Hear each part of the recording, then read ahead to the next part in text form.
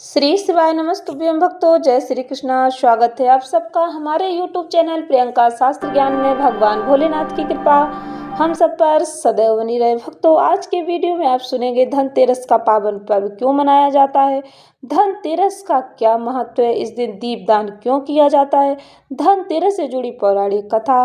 भक्तों, वीडियो में आगे बढ़ने से पहले कमेंट बॉक्स में हर हर महादेव जय श्री कृष्णा अवश्य लिखें। चैनल पर पहली बार विजिट हुए, पहली बार मेरी आवाज़ सुन रहे तो चैनल को सब्सक्राइब करके बेल आइकन अवश्य दबाएं, क्योंकि इस तरह के वीडियो हम आपके लिए बनाते रहते हैं। धार्मिक वीडियो के लिए हमारे चैनल से जुड़े रहें।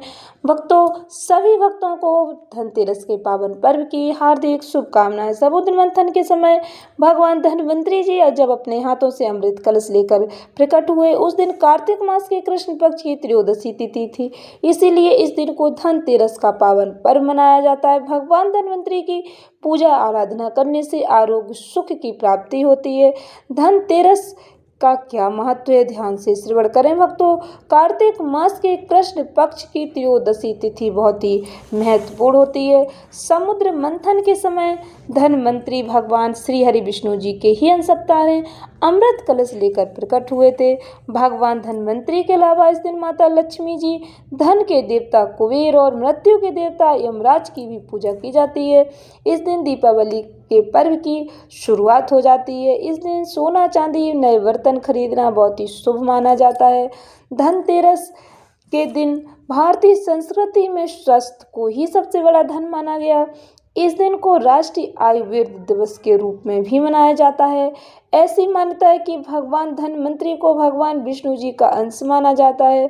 इन्होंने इस संसार में चिकित्सा विज्ञान का प्रचार और प्रसार किया। इस दिन घर के द्वार पर 13 दीपक जलाए जाने की प्रथा है। धनतेरस दो शब्दों से मिलकर बना है, धन और तेरस। धन का 13 गुना भगवान धन्वंतरी के प्रकट होने के कारण इस दिन को वैद्य समाज धन्वंतरी जयंती के रूप में भी मनाते हैं। इस दिन किया गया पुण्य 13 गुना फल प्रदान करता है। इस दिन खरीदी हुई वस्तु का भी पुण्य फल प्राप्त होता है। शास्त्रों में वर्णन मिलता है कि समुद्र मंथन के समय भगवान धन्वंतरी हाथों में अमृत कलश लेकर प्रकट हुए थे। जिस तिथि को भगवान धन्वंतरी समुद्र से निकले वह कार्तिक मास के कृष्ण पक्ष की त्रयोदशी तिथि थी। भगवान धन्वंतरी समुद्र से कलश लेकर प्रकट हुए, इसलिए इस पावन अवसर पर बर्तन खरीदने की परंपरा चली आ रही। भगवान धन्वंतरी को भगवान श्री हरि विष्णु जी का ही अंश अवतार माना जाता है। इन्होंने पूरी दुनिया में चिकित्सा विज्ञान का प्रचार प्रसार किया। भगवान धन्वंतरी के 2 दिन बाद माता लक्ष्मी जी समुद्र से प्रकट हुई, इसलिए उस दिन दीपावली का पावन पर्व मनाया गया। श्रद्धा भक्ति के साथ श्रवण करें धनतेरस की यह पौराणिक कथा। जब किसान के घर ठहर जाते हैं माता लक्ष्मी जी, कार्तिक कृष्ण पक्ष की त्रयोदशी तिथि के दिन धनतेरस का पर्व पूर्ण श्रद्धा और विश्वास के साथ मनाया जाता है। धनवंतरी के अलावा भक्तों, इस दिन देवी लक्ष्मी जी, धन के देवता कुबेर की पूजा करने की भी मान्यता है। इस दिन को मनाने के पीछे धनवंतरी के जन्म लेने की कथा है। इसके अलावा माता लक्ष्मी जी की यह पौराणिक कथा अवश्य श्रवण करनी चाहिए। ऐसा कहा जाता है कि एक समय भगवान विष्णु जी मृत्यु लोक में विचरण करने के लिए आ रहे थे। तब लक्ष्मी जी ने उनके साथ चलने का आग्रह किया। तब विष्णु जी ने कहा, यदि मैं जो बात कहूँ तुम अगर वैसा ही मानो तो फिर चलो। तब लक्ष्मी जी उनकी बात मान गई और भगवान विष्णु जी के साथ भूमंडल पर आ गईं। कुछ देर बाद एक जगह पर पहुंचकर भगवान विष्णु जी ने लक्ष्मी जी से कहा, जब तक मैं ना आऊँ तुम यहाँ ठहरो, मैं दक्षिण दिशा की ओर जा रहा हूँ, तुम उधर मत आना।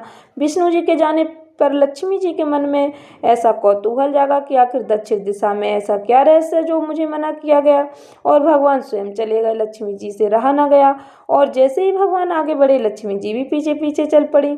कुछ ही आगे जाने पर उन्हें सरसों का एक खेत दिखाई दिया जिसमें खूब फूल लगे हुए थे। सरसों की शोभा देखकर वह मंत्र मुग्ध हो गई और फूल तोड़कर अपना श्रृंगार करने के बाद आगे बढ़ी। आगे जाने पर एक गन्ने के खेत से लक्ष्मी जी गन्ने तोड़कर रस चूसने लगी।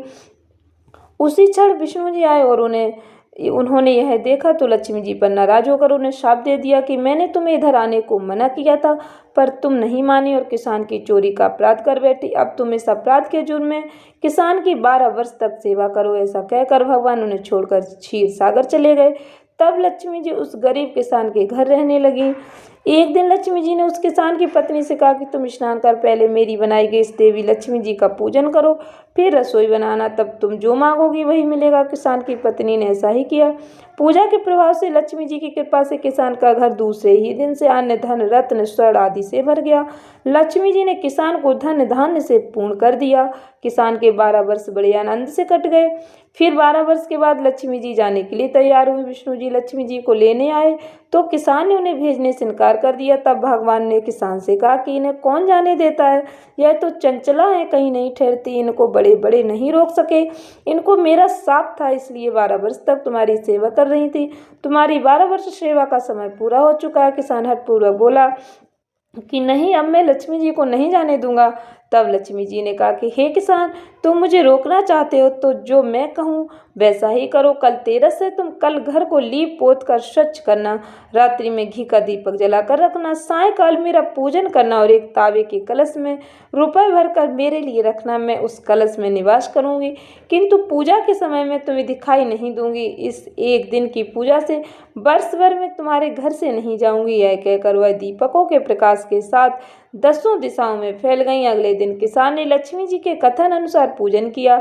उसका घर धन धान से पूर्ण हो गया। इसी वजह से प्रत्येक वर्ष तेरस के दिन लक्ष्मी जी की पूजा होने लगी और इस दिन को धन तेरस के नाम से जाना जाने लगा। माता लक्ष्मी जी की आरती प्रेम से श्रवण करें भक्तों।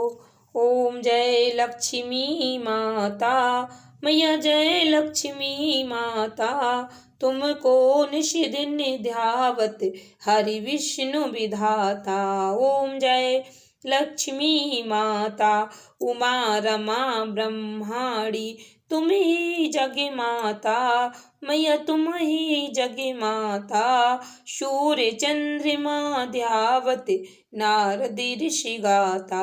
ओम जय लक्ष्मी माता दुर्गा रूप निरंजन, सुख संपत्ति दाता मैया, सुख संपत्ति दाता।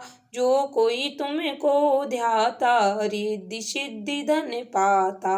ओम जय लक्ष्मी माता तुम ही पाताल निवासिनी, तुम ही शुभदाता मैया, तुम ही शुभदाता।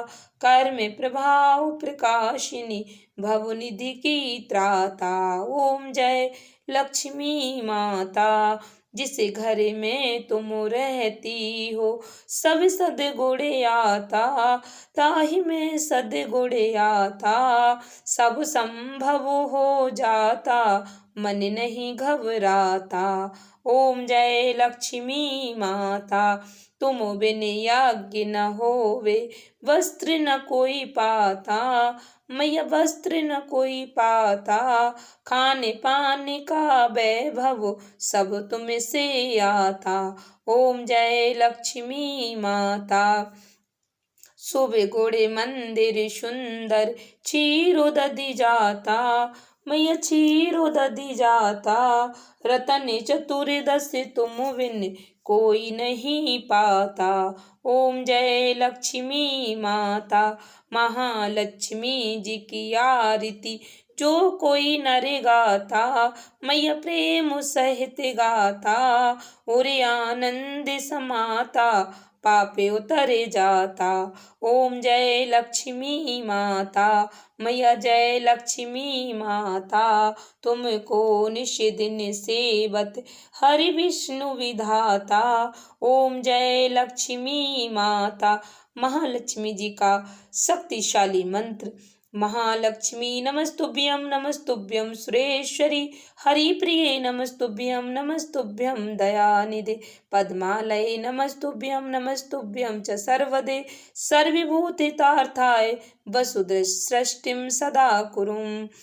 जय माता लक्ष्मी मैया की। इस ज्ञानवर्धक वीडियो को अधिक से अधिक लोगों को शेयर करके माता रानी का आशीर्वाद अवश्य प्राप्त करें। कमेंट सेक्शन में अपने विचार लिखना ना भूलें। धन्यवाद भक्तों। श्री शिवाय नमस्तुभ्यं।